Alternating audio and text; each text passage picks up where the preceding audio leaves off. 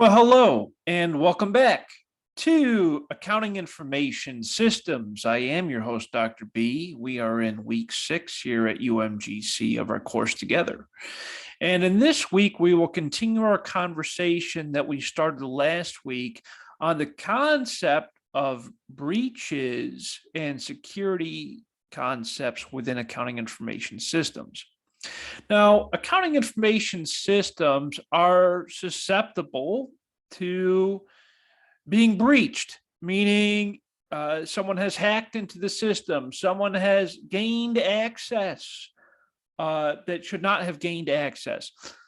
Oftentimes, breaches can be malicious. The reason why people breach a system is to gain information. Why would somebody want to gain accounting information from a company? It could be for the purposes of gaining a competitive advantage.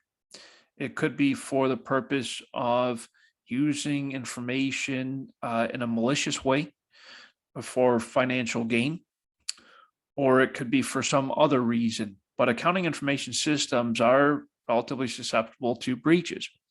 So how are these systems breached and what happens? This information comes from the state of Maryland from 2019. And the reason why most accounting firms see breaches is because the information that they seek involve social security numbers or other tax information. The reason why an individual might be interested in social security numbers or TIN numbers, tax identification numbers, is to fraudulently gain the financial benefit from those individuals or those corporations. There are other reasons, but which could include identity theft. In 2019, 7 of 132 accounting information system breaches, about 5% have been compromised based off that included credit card information and password information. Credit card information, as you know, can be used in fraudulent charges based off of that information. And we can also see the potential for identity theft based off of the passwords of individuals being compromised. 34% were related to credit card, healthcare, password information, or missing elements and all that is non-accounting information. So it's very interesting to see these breaches, why it happens. So again, the reason why breaches happen is the individual committing the breach or infiltrating the system is looking to gain the information for some type of advantage, whether it be competitive or for financial gain or some other malicious activity. And there's always a motive behind every action. The types of breaches that happen, the vast majority of them are phishing attacks. A phishing attack is typically you'd receive an email or a text message with some urgency asking you to click on a link and fill out personal information, which can then be used against you in one way or another, which would include up to identity theft and other potential fraudulent activities. Blanking is another common breach. Hacking, of course. Unauthorized access. Unauthorized access happens, that could be intentional or unintentional. Typically, it is unintentional. You might accidentally leave your email open or your dashboard, your accounting information system open. Someone comes to your desk and sees that information, and then they start looking around. That's unauthorized access. Physical stolen media, the flash cards, the USB devices, etc. Ransomware, that's unfortunately on the rise. Ransomware is a serious problem where the hacker will secure the information system, lock it down, and then demand a ransom to be paid in order for you to regain access to your information. And there's a couple of other methods of these attacks. So it's important that we as accountants secure and protect our accounting information systems. Now, how can we secure our accounting information system? Well, there's a couple of methods, and these are just a few. One is through authentication. Now we see what we call two-factor authentication, which is being widely used across companies. Two-factor authentication typically involves you entering a password and receiving a 6-digit code that you would enter in to gain access to your information. In fact, here at UMGC, you have to use your password and then receive the 6-digit code and enter that in just in order to gain access to UMGC's information databases, including the classroom. So, which is, of course, a method for the university to authenticate that you are the owner and user of your account. And so that is very, very common. Another method of authentication could be biometrics. Biometrics could involve a retina scan of your eye. It could involve a fingerprint authentication to validate that you are the individual. Those are called biometrics. There's also facial recognition, which is, I guess you could say it's part of biometrics.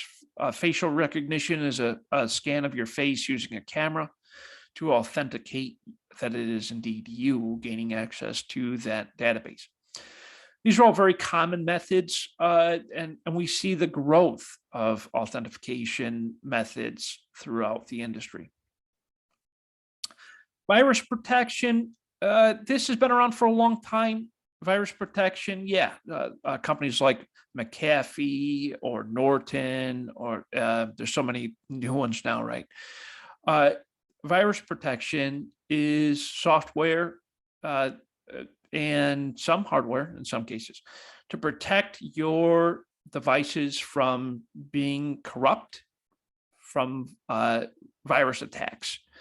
A virus is a malicious small piece of software that is installed on your device, on your operating system, and that device can then, of course, wreak havoc on your system. Especially when it gets into your accounting information system, it has the ability to, unfortunately, destroy the system and take it down. So, and render it useless or ineffective. So, yeah, it's so important that we as accountants most assuredly have some type of protection against viruses and malware. And then the third part of security is to have a backup of the database. Oftentimes what we do in the field is we will have a physical backup of the accounting information system on a hard drive. We might also have a digital backup stored on a cloud. So if something happens to that physical backup, we have a digital backup as well. Backing up your system, meaning making a digital image of it in place and having it secured somewhere. Very, very important. Why is that? If your system goes down for whatever reason, power loss, loss to a flood, a fire, etc., if you have a digital backup on the cloud, or if you have a physical backup, you can restore that data. Sometimes you might not be able to restore all of it, but having a backup of the accounting information system is absolutely critical. And so for those of you listening to this recording, if you don't already have those security measures in place, strongly recommend that you begin that process. How else can we protect accounting information systems? Change your password often. Most organizations require you to change your password now every 90 days. That is a very good practice to keep implementing. In addition to that, I might recommend that you also enhance that security through biometrics or through dual factor authentication. Making sure that your data is encrypted is also very important. Even if your organization is only using Excel at this point in time for your accounting information system, making sure that that Excel database is encrypted is very important.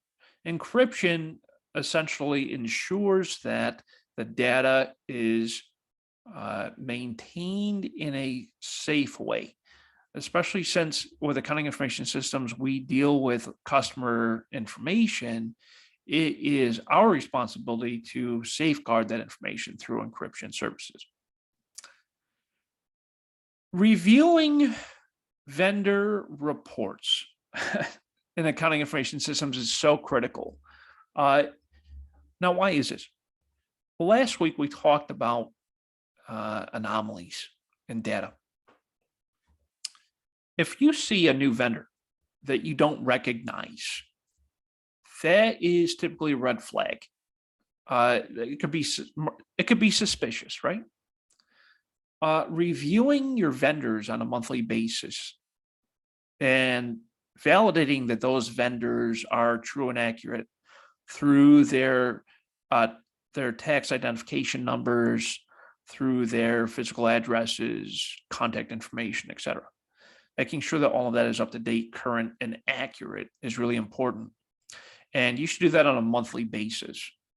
The reason why we do that monthly is to identify any new vendors that may not have been authorized or could have been accidentally created by one of your employees. So it's important that you do those monthly reviews of vendor reports. In addition to that, I might also recommend that you review any new payments, banks, payment methods, banks, anything new that the company has not historically used. That could be a red flag. So it's important that you review that kind of information regularly. Your servers and computers. I can't say this enough. Lock down your workstation when you leave it. Control Alt Delete lock, right? Lock down your computer environment. You don't want any unauthorized users gaining access to your databases. With respect to servers, I very strongly recommend that you use a VPN, virtual private network, anytime that you are not physically connected to your server at your place of employment. The servers can be very vulnerable to attacks from malware and other malicious software as well. So it's important that your server also has virus protections and other safeguards, and make sure that you change your server's password in addition to your computer's passwords every 90 days or so. With respect to archiving, as you hopefully are aware, accountants are required to archive data for 10 years here in the United States. The minimum is 7 years based off of the requirement from the IRS for tax information, but 10 years for accounting information. And so it's critical that any archived information is safeguarded and protected through some type of mechanism. What I mean is having physical hard drives or digital hard drives or cloud services or whatever for archived information. That information needs to be safe and secure, where only certain people can gain access to that information. Now, we talked about the security part, but what about the prevention part? How can we prevent these types of attacks from happening? And this goes back similar to what we talked about last week, having a response plan. What happens when there's a breach? We need to respond to that breach. How do we respond to that breach? Notifying IT, notifying security, notifying the stakeholders involved, identifying the issue and remedying the issue. The plan needs to be detailed. It needs to be followed in the event of a breach, but it also needs to inform prevention. The prevention involves things like training for your employees, for IT security training for your employees, having certain protocols in IT to prevent these types of attacks from happening in the first place. Prevention is the first and foremost important thing when it comes to securing your accounting information system. And it's also important that the guidelines plans are written out and there's steps involved, and that everyone understands what these steps need to be taken are to prevent these breaches from happening.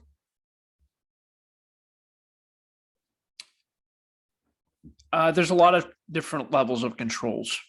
I talked about employee training being probably the first and foremost, but also protocols on the handling of information technology, like laptops, flash drives, physical papers. How all of that is controlled is really, really important. It's very important that your accountants understand the control processes and procedures. That helps to safeguard the information, right? You're probably already familiar with protocols for purchasing and for requisitions, etc. And if not, I'll tell you the quick story. So the way it works is anytime the company goes to purchase something, oftentimes there's what we call a requisition form. And the requisition form goes to the supervisors for approval. It comes to the accounting office. The accounting office helps to execute the purchase order. The purchase order goes out to the vendor. The vendor fulfills the purchase order. The fulfillment is verified by the receiver. The receiver receives the actual purchase of the whatever it is.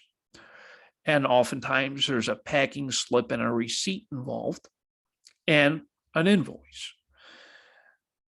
The packing slip, receipt, invoice come back to the accounting office. The accounting office then issues the payment. The payment is authorized by the authority, right? The signing authority. In your paper trail, you should always include those physical documents, if there are any, together as one record. That purchase record is a form of control. It validates that process and procedure that I just talked about when it comes to purchasing. And the same can be said with other processes and procedures that we as accountants go through on a regular basis. And that could also include accounts receivable when we receive payment from our customers. You know, it's a similar process goes through. You know, it's the invoice that we gave to our customers, a copy of the payment method from our customers, and attaching that and putting that into your accounts receivable folder. But having those types of controls and process really help to safeguard your customers' information, your employees' information. And of course, it's also very helpful when it comes to for auditing purposes, especially. But things to think about as you're establishing systems of controls. So for this week, we are in week 6 as a reminder, and this discussion is relatively interesting. The question is there a fair demand for a firm and its customers to accept a much lower availability, such as 80%? What we mean by that is it acceptable to have 20% of downtime for your accounting information system? Downtime is not just, oh, we lost power, the system's offline, etc. Downtime also includes things like regular scheduled maintenance, upgrades, any other reason why your system might be down. So is it fair for the firm and the customers of the firm to accept the fact that the system is down 20% of the time? So that's the question. So think about reasons why the system might not be available. Think about the tolerance level of the firm and the customers to answer this question. For your homework assignment, we are moving through the course relatively quickly. So we are now in our fourth writing assignment. This writing assignment is different. It is not a paper. It is a PowerPoint. And in this PowerPoint, I want you to review 3 separate cases. Now remember, a case is an event that had happened in the past, that there's a legal case, right? And so I want you to identify a non-ransomware case, a ransomware case, and I also want you to discuss the Equifax data breach. All of these need to occur on separate slides within your PowerPoint presentation. It involves research, right? So you need to research a non-ransomware case, a ransomware case, and the most recent Equifax data breach case. Now, please make sure that these cases that you've researched are recent cases within the last 5 years, okay? I don't want to see something that happened 20 years ago. I want to see something that happened within the past 5 years. And trust me, they're out there. There's plenty of these kinds of cases that happen. So, so do a little research and find me a non-ransomware case, a ransomware case, and the Equifax data breach that happened recently. On one slide, I want you to discuss lessons learned, and on your last slide, it should include your references. Make sure that your references are in APA format, please. So again, if you have any comments, questions, or concerns, you need help with anything in the class, please feel free to reach out to me, contact me, email me, call me, whatever it takes. I'm here for you 100% of the time. I want to thank all of you for your time today. I wish you all the best, and stay safe, wash your hands, do the right things, and I'll see you all again next time. Thank you all so much. Have a great day. Bye-bye.